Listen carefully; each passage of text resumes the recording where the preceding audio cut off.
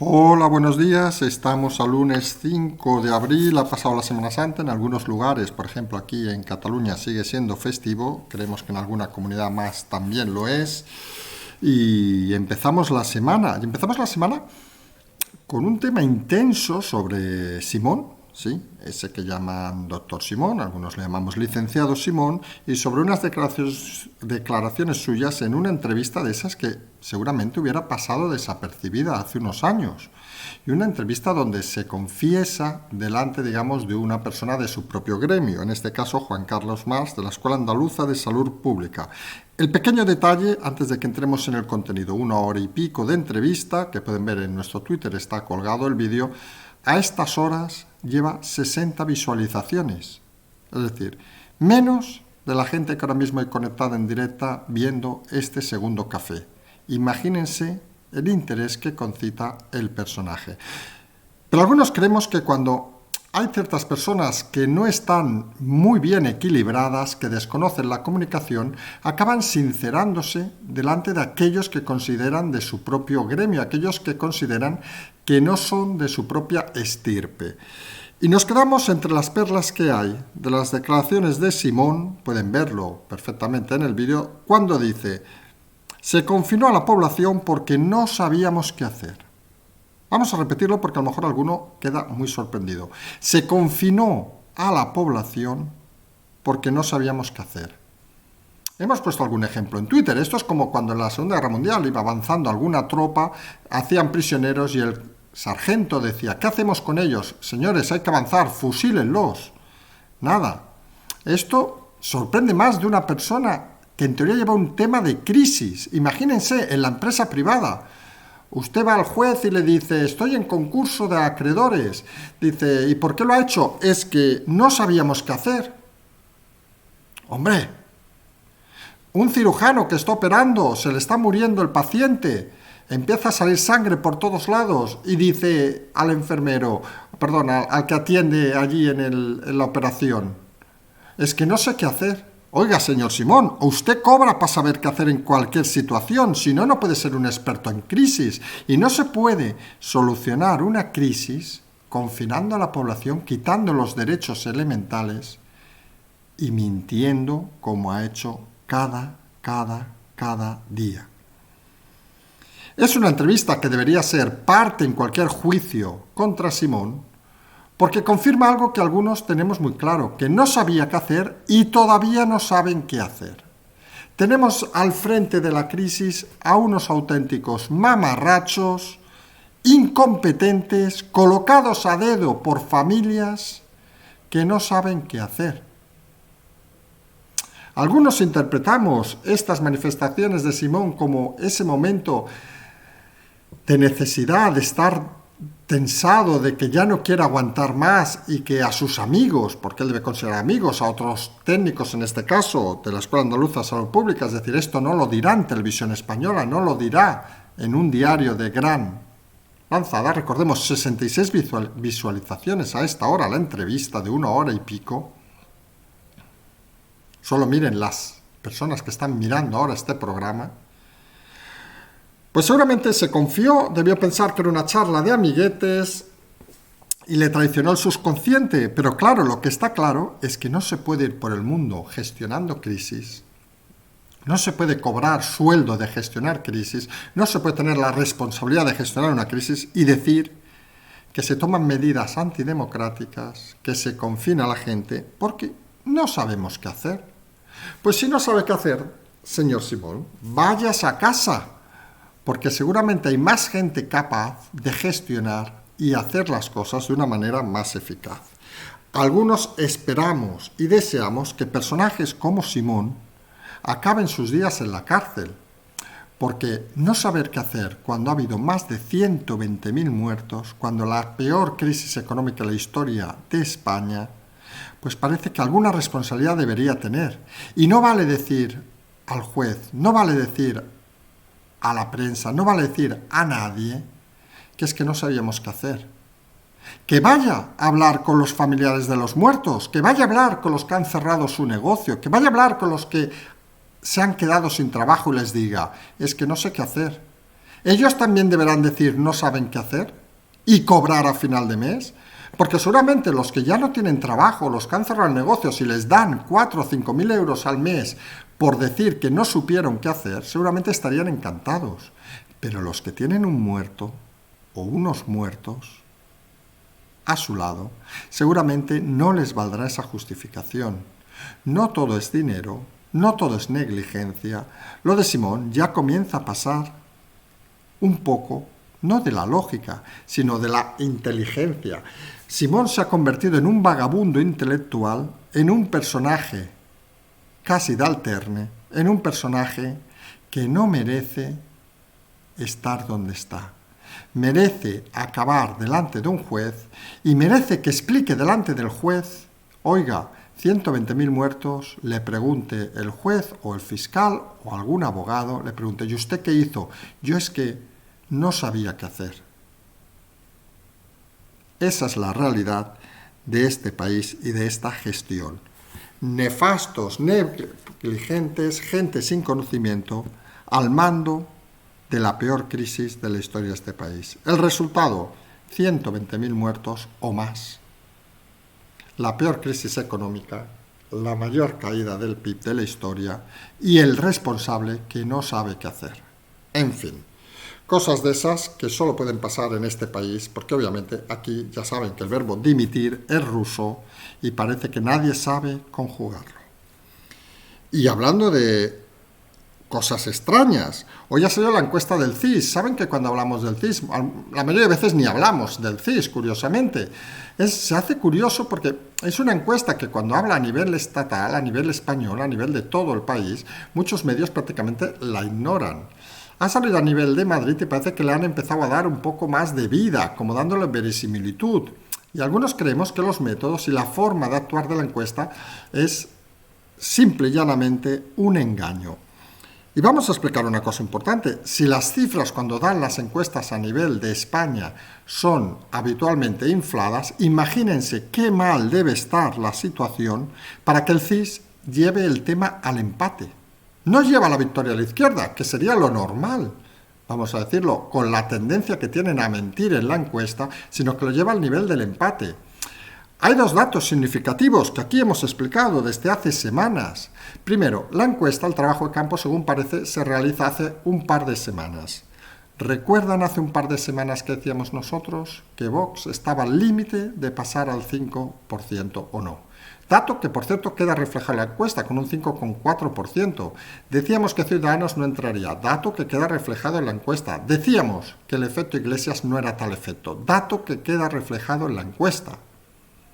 Pero han pasado 2 semanas desde ese trabajo de campo y las cosas han cambiado. Y lo hemos comentado también. Ahora las expectativas no son las de hace 2 semanas, donde podíamos asistir a eso que denominamos la victoria amarga de Ayuso, el arrasamiento amargo de Ayuso, que se quedara en sus 68 y se quedara fuera Vox.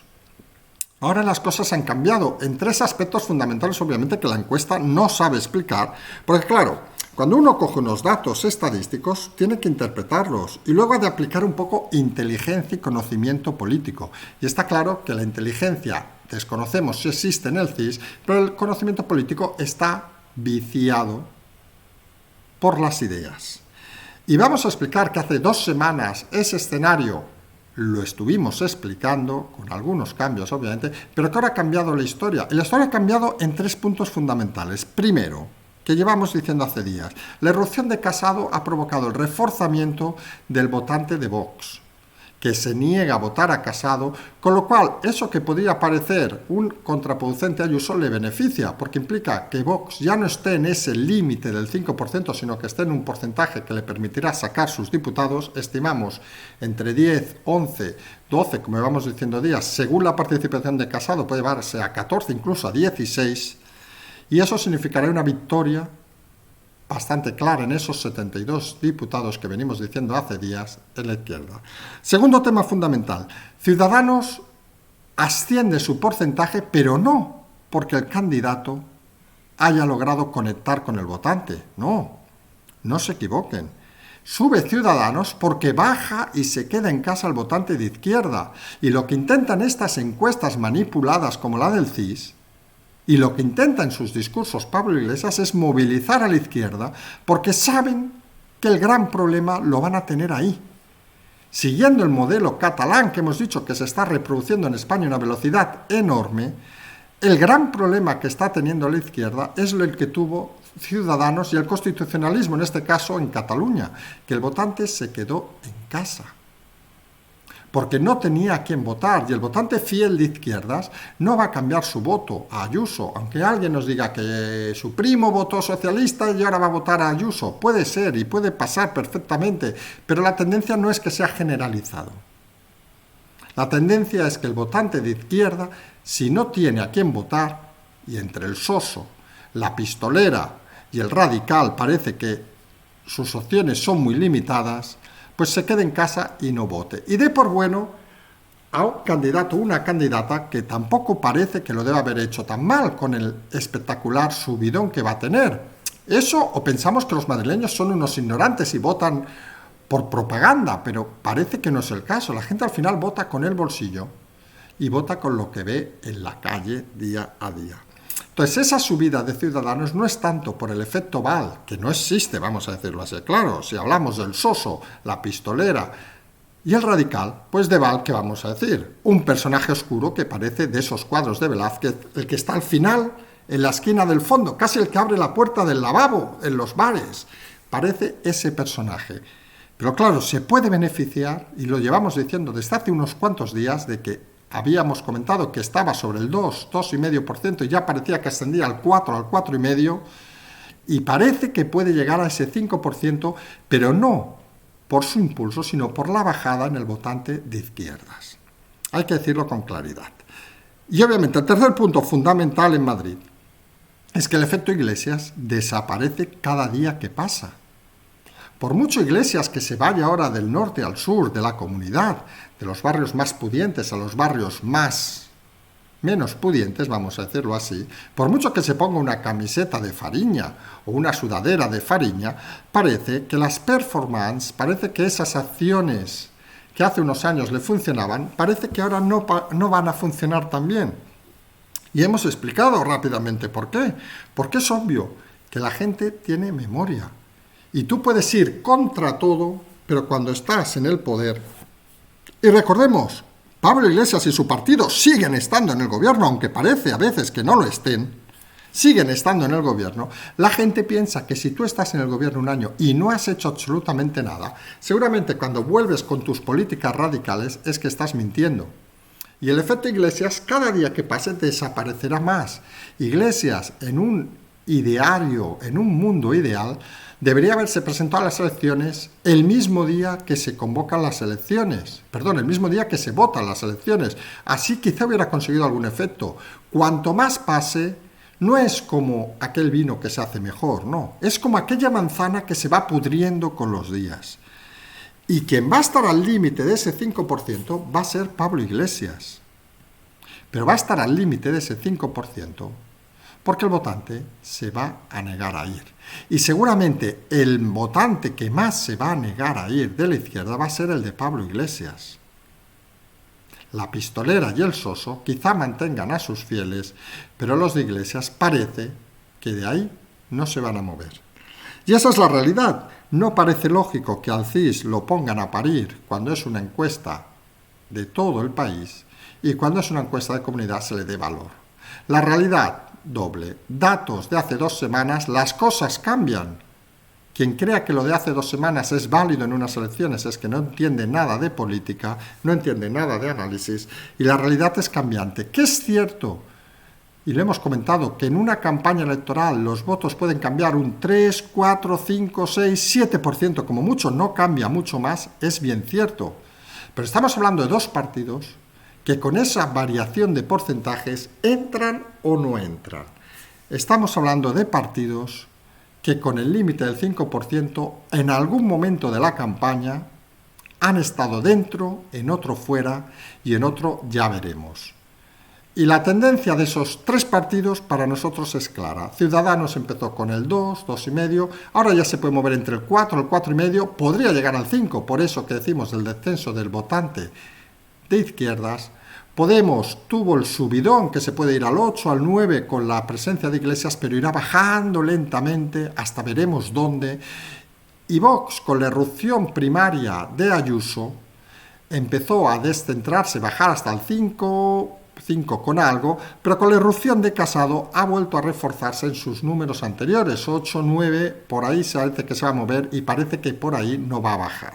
Esa es la realidad a día de hoy de las elecciones de Madrid, que como decimos, cualquier movimiento erróneo puede hacer mover ese 2-3% de un lado para otro y nosotros vamos a seguir explicándolo. Como explicamos, aunque sea de una manera curiosa, el vídeo de Delphi, el vídeo del famoso aeropuerto con Ábalos, que se niegan desde el Ministerio de Ábalos a entregar a la justicia. Según parece es un tema de seguridad nacional. Desconocemos ahora por qué es seguridad nacional lo que hace un ministro. Sí, hombre, si estuvimos hablando de un ministro de Asuntos Exteriores o un ministro de otra cosa, pero cuando parece que lo que detrás hay más bien, digámoslo así, un chanchullo, una cosa rara, parece que se está protegiendo más al ministro que a la seguridad nacional de este país. No ha tardado nada desde que esa noticia irrumpiera a la mañana en las redacciones, ha tardado muy poco en aparecer el tema del CIS, curiosamente, para cortina de humo hablar de otro tema. Pero las cortinas de humo del gran Iván Redondo, el jugador de damas, pues parece que a veces tienen el efecto que tienen, porque lo hemos dicho en más de una ocasión, la justicia funciona a su vera, funciona a su ritmo y es lenta, pero funciona. Y parece que en este caso también funcionará y vamos a ver, quizá no mañana, quizá no pasado mañana, pero vamos a ver movimientos en ese sentido. Ya avanzamos ayer en el programa de conversaciones con el equipo Zulu al acabar, que esta iba a ser una semana interesante en el tema de los juzgados. Y lo volvemos a refrendar. Va a ser una semana interesante, es la semana luego de Semana Santa y mucha gente ha cargado las pilas estos días, muchos jueces han trabajado estos días para tener asuntos puestos al día y vamos a ver novedades en breve. Novedades también, lo comentamos hace unos días, bueno, lo comentamos ayer y antes de ayer, Cuevillas, ese abogado de Puigdemont de la mesa del Parlamento de Cataluña que estaba un poco en contra de avanzar hacia la independencia, vamos a decirlo así, de avanzar en medidas contra el rey, en hacer plenos, acciones, etcétera, etcétera, en el Parlamento, porque decía que podían quedar inhabilitados. Y nosotros decíamos, claro, eso confirma al final que el fin del independentismo no es la independencia, es llenarse el bolsillo. Y claro, inhabilitados no pueden. Pues la respuesta de Junts per Cat, su partido, ha sido quitarlo de la mesa del Parlamento. Eso que en la Rusia antigua, en la Unión de Repúblicas Socialistas Soviéticas, vamos a decir, se llamaba una purga, pues también ha llegado aquí al independentismo catalán. El que no esté, el que se mueva de la foto, fuera. Hombre, hemos hecho muchas copias, muchos modelos de qué seguía el independentismo más rancio catalán, el de Junts per Cat, y hemos comparado muchas veces que era la primera y más fuerte ultraderecha de toda Europa, xenófoba, racista, clasista. Hombre, cuando una ultraderecha se tiñe de elementos bolcheviques, hombre, se convierte en algo así como extraño, una mezcla de Stalin y Hitler parece cuanto menos difícil de digerir. Pero bueno, recordemos los pactos que hubo antes de la Segunda, en medio, cuando la invasión de Polonia, de von Ribbentrop y el ministro ruso, donde pactaban un poco que no habría violencia entre Stalin y Hitler. Pues parece que esta situación es muy parecida aquí. Junts per Cat está aglutinando todo lo peor de Cataluña, todo lo peor de la política, la ultraderecha racista, fascista, clasista, y los bolcheviques, vamos a decirlo de alguna manera, los comunistas raudos de las purgas, de las fulminaciones de aquel que dice algo que no les gusta. Triste que Cataluña, en este momento donde, por ejemplo, la vacunación va a un ritmo patético, vamos a decirlo así de claro, en otras comunidades ya están por encima de los 80 vacunados y aquí ni se han llamado, parece que la preocupación sea qué dice y quién sale y quién no sale en la foto. Estamos en una comunidad fallida, estamos en una comunidad en profunda depresión, estamos en una comunidad donde los votantes siguen votando a los que votan y muchos se quedan en casa porque no ilusionan ni unos ni otros. Recordemos, últimas elecciones, apenas un 52% de votantes, y eso es un problema para la política, porque eso no es un problema, y vamos a decirlo con claridad, solo del independentismo, sino es un problema de todos. Porque cuando vota solo el 52% de los electores y hay una pauta que es la del independentismo por delante y hace que esos votantes caigan casi 1 millón de votos, pero que el resto de partidos caigan 1 millón de votos, es que ni unos ni otros dan un discurso suficientemente interesante e inteligente para atraer a nadie. Y aquí es fácil culpar al independentismo de todo. Y algunos estamos muy de acuerdo. Han llevado a la deriva una sociedad que parecía que era el motor de España. Pero no olvidemos que han llevado a la deriva y el resto, la oposición, empezando obviamente por el Partido Socialista, que de oposición no tiene nada, son las mismas familias, y no hablamos ya del PP u otros, no han conseguido aglutinar a nadie. Han caído como ellos, con lo cual ni en uno ni en otro los ciudadanos de Cataluña confían. Y eso, cuando la calle, la sociedad se aleja de la política de una forma tan diametralmente rápida, es un gran problema social, porque está claro que la política ya no está para solucionar los problemas de la gente, la política en Cataluña está para solucionar los bolsillos de los políticos, de las familias que están al mando y olvidarse de la realidad social de la calle. Y es triste que llevando casi 50 años de democracia, el periodo más largo de democracia prácticamente en la historia de España, en Cataluña sigamos con un régimen prefranquista de familias, donde la transición democrática no ha existido y donde lo único que se hace es alejar a los ciudadanos de las urnas con políticas destinadas a mejorar los bolsillos de los políticos y no a enfrentarse a la realidad social de Cataluña. Y ese es un problema del independentismo, obviamente, que tuvo su tirón y está a la baja, pero es un problema de lo que denominaríamos el constitucionalismo, porque ni ha estado al alza, ni ha estado a la altura, ni sobre todo tiene mecanismos para poder salir de esta situación. Todos culpables, ninguno inocente, llorarán unos, pero acabarán haciendo llorar a todos los catalanes. Y esa es la desgracia. Es de esos puntos, de esas situaciones donde uno llega y quizá ahí vamos a hacer una cosa que pueda sorprender y enganchamos con el principio del programa. Quizá cogiendo en otro escenario la frase de Simón, se confinó a la población porque no sabíamos qué hacer. Y quizá en Cataluña la realidad es que los partidos políticos, ni uno ni otro, saben qué hacer. Con lo cual, para estar en política y no saber qué hacer, señores, hay más trabajos en la vida que seguro que uno puede hacer de una manera más profesional. Hay muchos, pero en política es necesario que quien esté sepa qué hay que hacer. Y cuando se gestiona una crisis como la que estamos gestionando actualmente, es necesario tener a los mejores en gestionar crisis, a los mejores en gestionar situaciones complicadas, y está claro que esos no están, ni aparecen, ni se les llaman, y sobre todo son repudiados porque algunos consideran que los mejores son ellos, aunque, como decía Simón, no sepan qué hacer. Estamos, como siempre, en el segundo café, nos vamos a despedir por hoy. Hoy, en principio, vuelve la programación normal tras esta Semana Santa, volvemos a la noche con confirmado la Moncloa, aunque aquí sea festivo, tienen como siempre el Patreon, el canal, la transferencia. Nosotros vamos a continuar, es importante la ayuda porque estamos en unos momentos complicados, vamos a decirlo así, y todos sabemos de que en los momentos complicados es necesario esforzarse todavía un poco más. Nos emplazamos a más tarde y, como siempre decimos, seguimos.